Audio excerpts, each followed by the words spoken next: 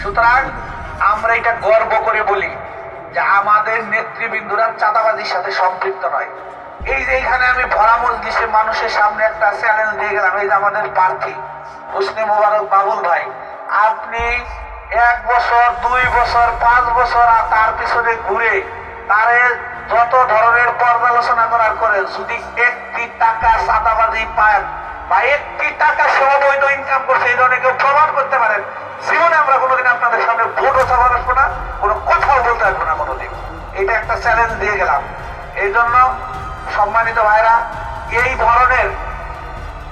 ধরনের দুর্নীতিমুক্ত লোক যদি রাষ্ট্র পরিচালনা করে তাহলে এই রাষ্ট্রটা পরিবর্তন হইতে বেশি সময় লাগবে না। আগামী 2-3 বছরের মধ্যেই বাংলাদেশটা একটা উন্নত রাষ্ট্রে পরিণত হবে ইনশাআল্লাহ। এই জন্য জামাত ইসলামী যদি রাষ্ট্র ক্ষমতায় যায়, এই যে ইসলামিক যে জোট হয়েছে এরা যদি রাষ্ট্র ক্ষমতায় যায়, আমিরে জামাত বলছে আমরা দুর্নীতিকে একেবারে 0 টলারেন্সে নিয়ে আসবো। এবং শুধুমাত্র যদি আমরা দুর্নীতিটাকে ধরে রাখতে পারি, দুর্নীতিটাকে যদি আমরা রোধ করতে পারি, তাহলে এই বাংলাদেশ 2-3 বছরের বেশি লাগবে না পরিবর্তন। আমিরে জামাত বলছে যে যারা যুবক আছে আজকে চাকরি পাচ্ছে না, আমরা যদি রাষ্ট্র ক্ষমতায় যাই, এক হাতে সার্টিফিকেট এক হাতে চাকরির ব্যবস্থা করা হবে। অনেক এটা শুনে হাসে, বলে যে এটা কি সম্ভব বাংলাদেশে? দেখেন সম্ভব কিনা একটা উদাহরণ দেই। আমি ইসলামী ছাত্র শিবিরের জেলা সভাপতি ছিলাম। আমি 3 বার পুলিশে ভাইবা দিয়েছি। 3 বারই আমার বলছে যে কোনো প্রশ্নই করে নাই, বলছে আপনি ছাত্র শিবির করেন আর হইলো আপনার নামে মামলা আছে, চাকরি দেওয়া সম্ভব না, এই কথাই বলছে প্রত্যেকবার ভাইবা। এটা হলো আমার ব্যাপারে কথা। ইসলামী ছাত্র শিবির যারা গত 15 বছরে করছে তাদেরকে এই সরকার কোনো চাকরি দেয়নি। শুধু তাই নয়, যারা জামাত ইসলাম করছে তাদের পরিবারের সন্তানও একটা চাকরি দেওয়া হয় নাই। বরঞ্চ কোনো আত্মীয় স্বজন যদি থাকে জামাত করে, তারপরেও চাকরি দেওয়া হয় নাই, তাই না?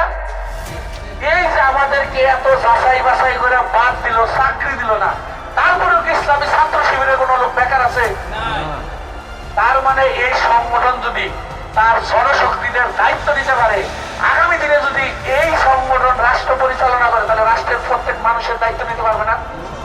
অবশ্যই পারবে, আমরা এটা আশা করি। সম্মানিত ভাইরা, এই জন্য আমরা এখন এইখানে যারা উপস্থিত আছে, আমাদের দায়িত্ব হচ্ছে এই সৎ লোকগুলোকে ক্ষমতায় নেওয়ার জন্য চেষ্টা করা। আমরা তো বলতেছি, কিন্তু যেহেতু ভোটের মাধ্যমে রাষ্ট্র ব্যবস্থার পরিবর্তন হয়, আপনারা যদি সহযোগিতা না করেন, ভোট না দেন, এটা কি সম্ভব হবে? আল্লাহ কোরআনে বলছে আমি কোন জাতির ভাগ্য ততক্ষণ পরিবর্তন করি না যতক্ষণ ওই জাতি চেষ্টা না করে। আল্লাহ রাসূল বলছে আগে উটটা বাঁধো, তারপরে কি আল্লাহর উপর ভরসা করো, তাই না? এখন আমরা সব সময় চাই কি যে আমাদের কিন্তু একটা, ধরেন অনেক সময় আমরা যেই করি নামাজে যে কোনো সময় মোনাজাতে কিন্তু আল্লাহর কাছে চাই যে আল্লাহ জান্নাতুল ফেরদাউস দান করো, তারপরে মসজিদ থেকে বাইরে কুকামদেরই ব্যক্তি করি, তাই না?